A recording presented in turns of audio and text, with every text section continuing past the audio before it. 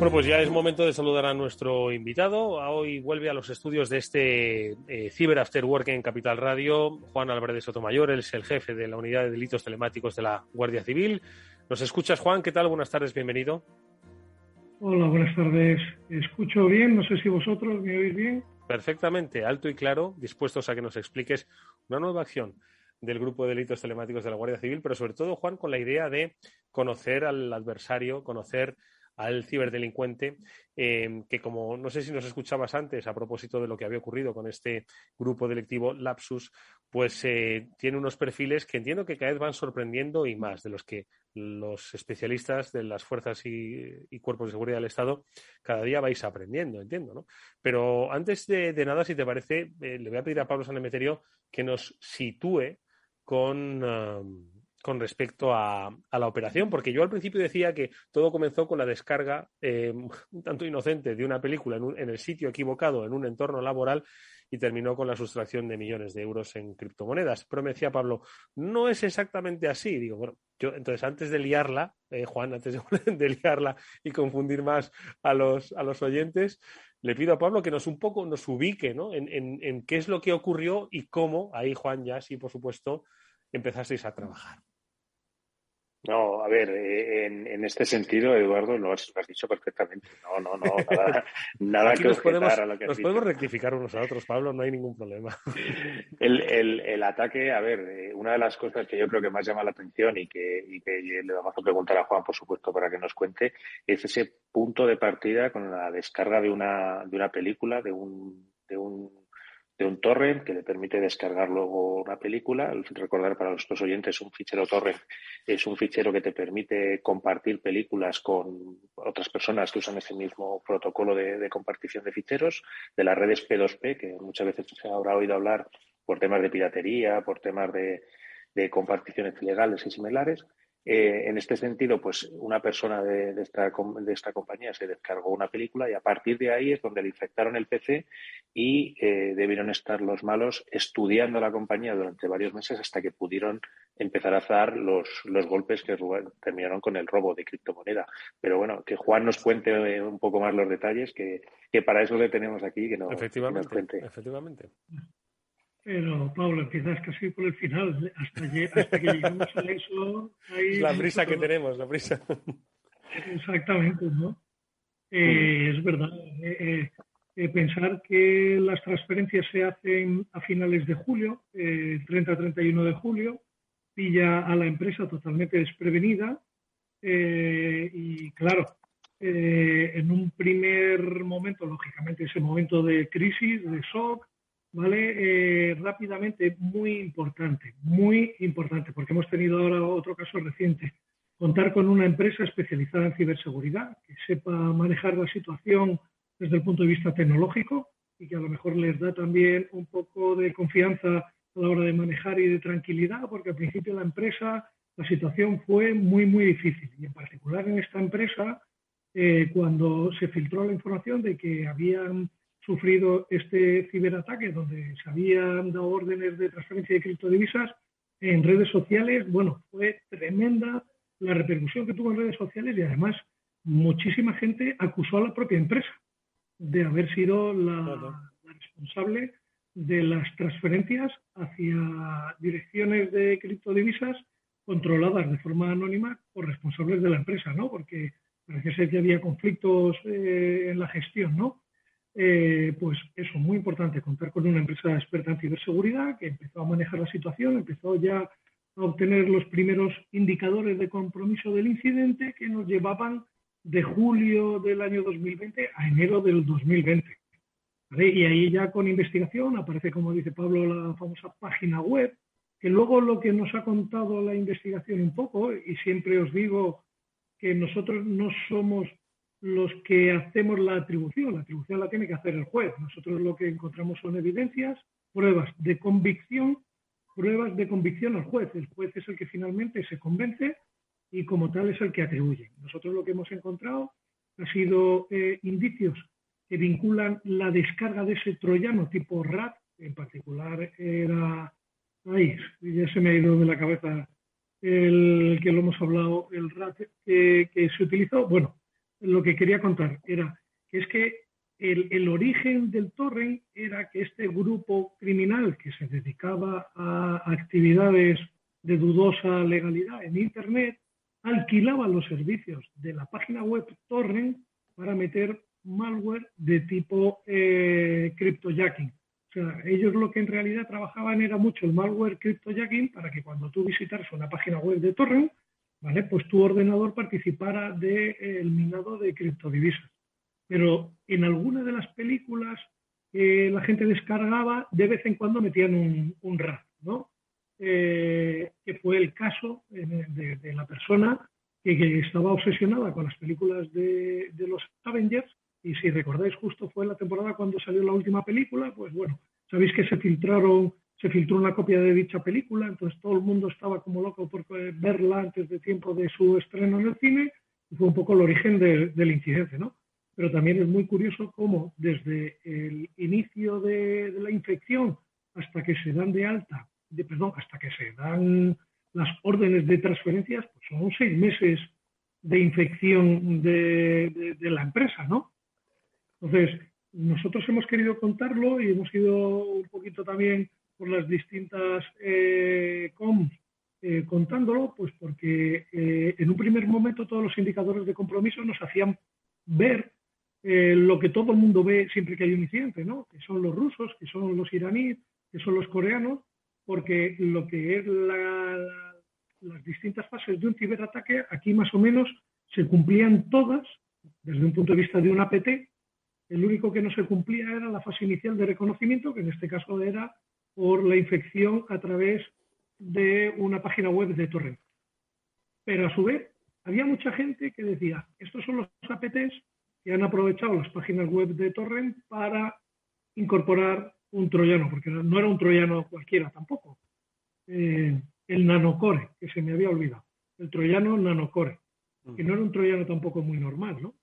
Entonces, todos los indicadores de compromiso nos decían que era un actor avanzado, como también el actor avanzado justo las 48 horas antes de dar las órdenes desconfiguró todo el sistema, que el sistema tenía unos niveles de seguridad aceptables, pero claro, como estaba dentro de la empresa y se conocía todas las claves y todas las bases de datos de dentro de la empresa, pues es verdad que de forma muy automatizada, todo muy automatizado, quitó todos los niveles de seguridad y de protección que tenían los distintos repositorios de claves dentro de la empresa y dio las órdenes de transferencia y se llevó el dinero.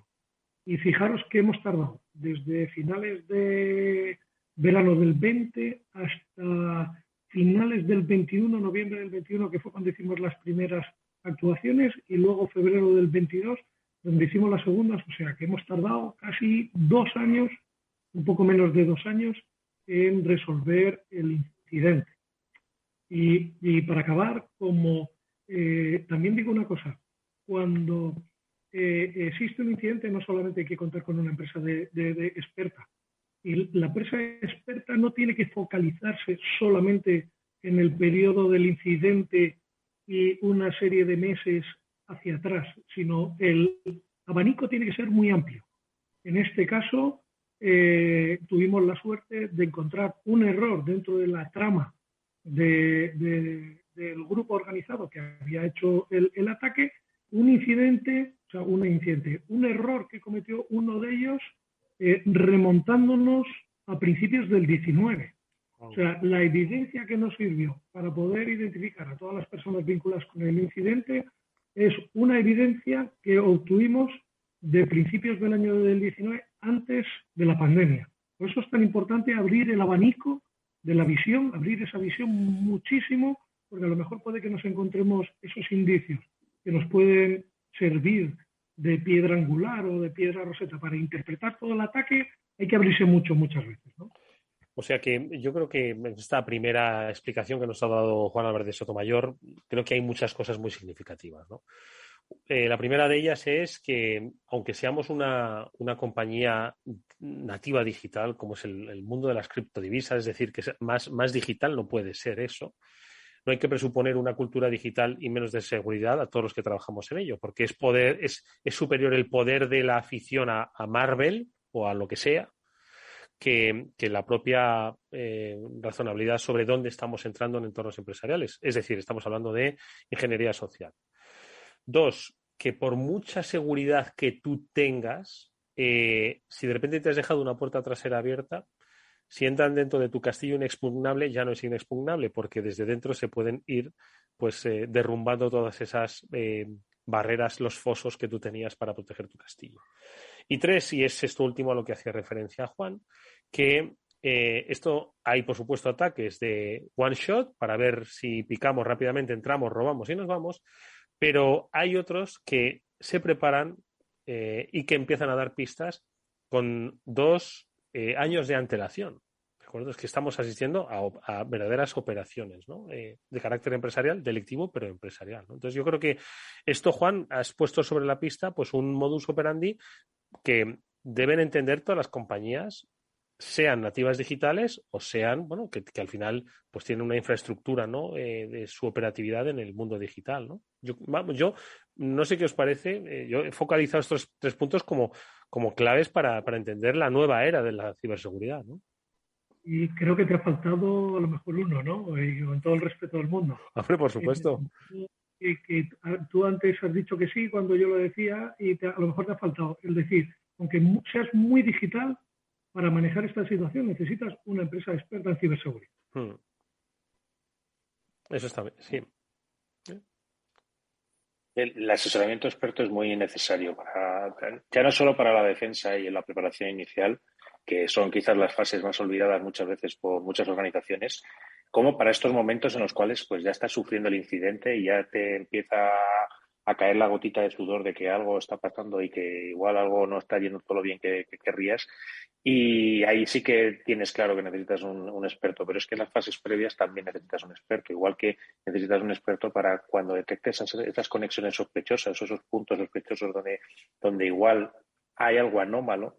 Ahí es donde tienes que empezar a rascar y, como dice Juan, abrir esa mente e ir mirando más allá del propio incidente, sino incluso más allá, hacia atrás, a ver si esa conexión es frecuente en los días y la puedes asignar a alguien de la compañía o está fuera, todo este tipo de indicios.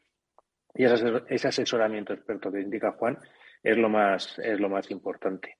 Porque estamos hablando de que llevaban bastante tiempo dentro de la organización metidos. Sí. 2019 decía esa primera pista, que os sirve, Juan, para tomar medidas, llevar a cabo actuaciones. No sé si hay, aparte de ese punto de partida, ¿no?, de 2019, ¿cuál es el proceso que ha seguido la Guardia Civil para ir identificando pues, a posibles responsables, a presuntos delincuentes de esta trama? Y otra cosa importante, recuperación del dinero, ojo, porque no solo se trata de, o parte del dinero, no solo se trata de interceptar, ¿no?, estos grupos y ponerlos fuera de combate con todas las armas de la ley digital en este caso, sino también recuperar el dinero. Entonces, ¿cómo habéis trabajado, Juan? ¿Cómo ha sido esa acción de la Guardia Civil? Mira, yo en todos estos temas, y mira que ya voy dando muchas charlas por ahí, los primeros momentos son claves, ¿vale? Igual que en muchos otros delitos, en este caso los primeros momentos son claves. Si la empresa afectada cuenta con una buena empresa que le asiste en materia de ciberseguridad y se empiezan a hacer las primeras auditorías sobre la red y empiezan a aparecer los primeros indicadores de compromiso, aunque todavía no tengamos el documento final redactado, da igual, esos indicadores de compromiso rápidamente tenemos que compartirlos, en este caso no solamente con la víctima y la empresa que está asistiendo, sino también con nosotros, porque podemos dar órdenes de preservación o de acceso a la evidencia electrónica que nos va a aportar muchísima información que luego nos ayudará a entender el caso. Si como nos ha pasado, todavía lo recuerdo y pongo el ejemplo, si nos pasa algo parecido como pasó con el puerto de Barcelona, atacaron al puerto de Barcelona y los informes nos llegaron al mes y medio del incidente, donde había indicadores de compromiso como un panel de mando, una dirección IP de un panel de mando y control, o panel de un ordenador de mando y control que estaba en Suecia. Suecia, que está dentro no solamente como miembro de la Unión Europea, sino que está dentro de las estructuras de cooperación policial internacional y de cooperación en materia de justicia.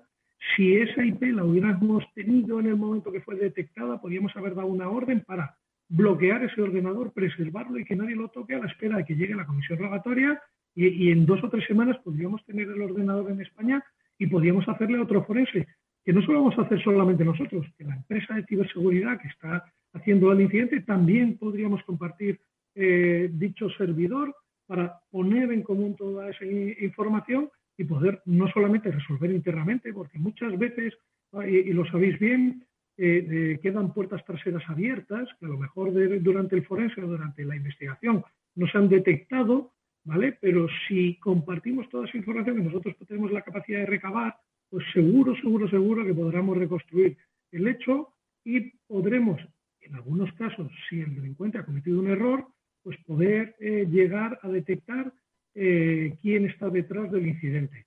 Y como en todos los famosos informes que se hacen en el ámbito de la ciberseguridad, y seguro que vosotros también lo leéis como yo, os dais cuenta que muchas veces en las estadísticas aparece como uno de los agentes de amenaza el insider.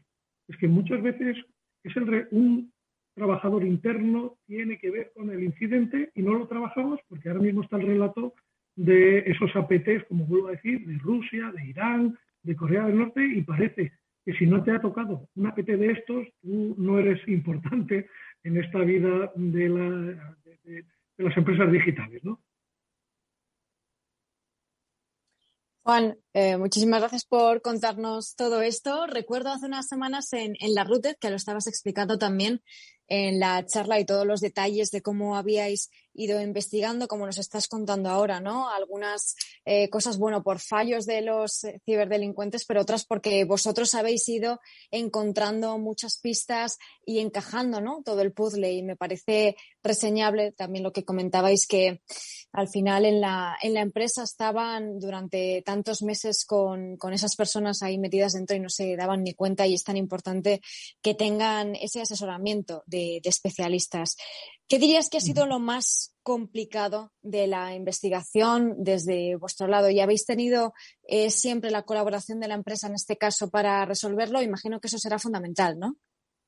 Sí, en este caso además la colaboración de la empresa primero es fundamental.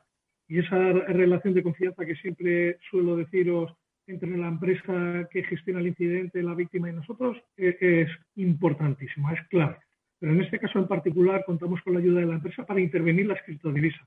Como era una empresa especializada en la gestión de criptodivisas, cuando hicimos la intervención los tuvimos a ellos en tiempo real y dependiendo de la criptodivisa que nos encontramos en la intervención de los dispositivos durante la entrada y registro de los distintos domicilios, le pedíamos a la empresa que nos generara billeteras de esa criptodivisa en particular y en tiempo real les hacíamos a ellos las transferencias y ellos nos certificaban que las habían recibido y que se quedaban como criptocustodio ante la autoridad judicial a la espera de que la autoridad judicial tomara una decisión sobre dichas criptodivisas.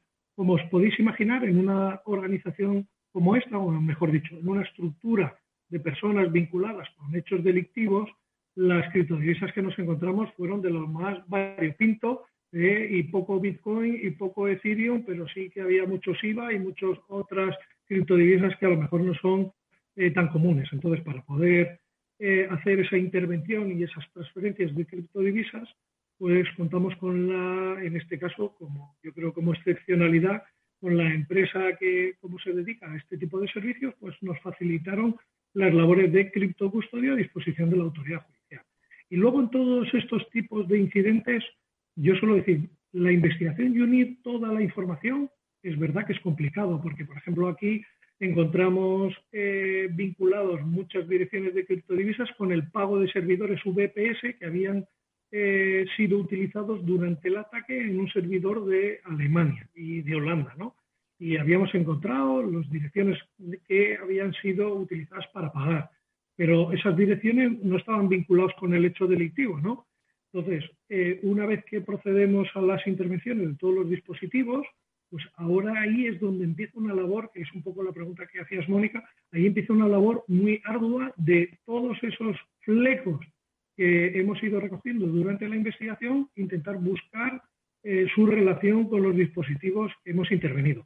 Y en este caso lo encontramos. Hemos encontrado las direcciones de criptodivisas, en este caso sí que eran bitcoins, que se utilizaron para pagar los distintos servidores VPS que se utilizaron durante el ataque. Además, hemos encontrado las credenciales de acceso a dichos servidores VPS. Hemos encontrado mucha información de toda la infraestructura de servidores VPN, ya no solamente los VPS, sino los servidores VPN también vinculados con el incidente. También hemos encontrado las credenciales y rastros de dichas VPNs y VPS utilizados en el esquema. Hemos encontrado copias del Nanocore. Ahí es donde está la clave de los informes finales, ahí es donde está la clave de nuestro trabajo. Informes que luego, lógicamente, son públicos para las partes. En este caso, la parte afectada o los investigados, ellos tienen acceso a todos esos informes y a partir de ahí, si ellos también quieren hacerlos públicos, suelen hacerse públicos, que no hay ningún problema. Por eso también un poco nosotros contamos aquí, intentamos contar los hechos objetivos. El que le tiene que dar la interpretación de todos esos datos que hemos ido recogiendo y hacer esa atribución final, como he dicho al principio, tiene que ser el juez. Nosotros lo único que hacemos es recoger evidencias objetivas y darles nuestra interpretación al juez, que será la que haga suya esa convicción sobre que los hechos sucedieron como nosotros interpretamos, ¿no? Y una pregunta, Juan, que a mí me ha llamado bastante la atención, que dijeras que no usaban criptomonedas como podemos conocer las más famosas, pueden ser Bitcoin o Ethereum. ¿A qué crees que se debe que utilizaran otro tipo de criptomonedas o otro tipo de criptomonedas menos comunes? Bueno, si tu pregunta es que utilizan ese tipo de criptodivisas menos comunes a lo mejor para evadir la facilidad del traceo, de la trazabilidad de las mismas o a su intervención, pues no sabría contestarte, la verdad es que no sabría contestarte. Lo que sí que te digo es que hay criptodivisas propiamente orientadas a eso, ¿vale? Como Zotero, como Zcash o alguna otra. Bueno, en este caso no tenían esas criptodivisas que sí que están orientadas para ese tipo de actividades. Sí que es verdad que utilizaban, que es muy común en organizaciones de este tipo, sí que utilizaban servicios mixer para mezclar las criptodivisas que habían obtenido en su actividad, ¿vale? También en todo este tipo de incidentes se suele dejar congelada parte importante de las criptodivisas robadas, como es el caso. Todavía hay criptodivisas que no hemos podido acceder a ellas, que las tenemos bajo vigilancia. Y bueno, a lo mejor alguno puede pensar, bueno, si estáis diciendo que tenéis vigiladas criptodivisas que fueron transferidas en el momento del incidente, pues ya le estás diciendo a los malos que no las muevan para no ser identificados. Sí, pero no lo digo solo yo. El FBI acaba de detener, ¿no? Que lo comentamos también un poco en la charla de la Router. El FBI ha detenido a 2 personas responsables de un hecho muy parecido que sucedió en el año 2016 y movieron los Bitcoin ahora en el año 2022 y los han detenido porque pudieron rastrear esos movimientos, ¿no? Juan, pues bien, nosotros sí. Una última pregunta, se nos va el tiempo en 30 segundos. ¿Te ha sorprendido la cultura de actuación de este grupo ciberdelictivo? ¿Te ha sorprendido algo o están siguiendo una pauta que estáis viendo en los últimos meses? Bueno, lo que me ha sorprendido es cómo estaban todos muy focalizados a este ámbito, de conseguir criptodivisas de formas alternativas, por no llamarlo ilegales. Sí, obtenían muchísimas criptodivisas y además con el cambio que ha sucedido en los últimos meses, que el Bitcoin se disparó, claro, es una herramienta importantísima de financiación particular. Pues estoy seguro de que no será la última vez que oigamos hablar de ello, pero sí nos ha servido y mucho hablar, como siempre, con Juan Álvarez de Sotomayor para saber cómo trabaja en este caso la Unidad de Delitos Telemáticos de la Guardia Civil. Juan, enhorabuena, muchas gracias, mucha suerte para el futuro, que hay mucho futuro y mucho trabajo futuro. Hasta muy pronto. Muchísimas gracias por contar con nosotros y como siempre un placer. Pablo Sanemeterio, Mónica Valle, como siempre, gracias amigos, que nos tenemos que despedir ya. Estuvo Jorge Zumeta gestionando técnicamente el programa. Os habló Eduardo Castillo, nos vemos el próximo lunes en Más Ciber After Work.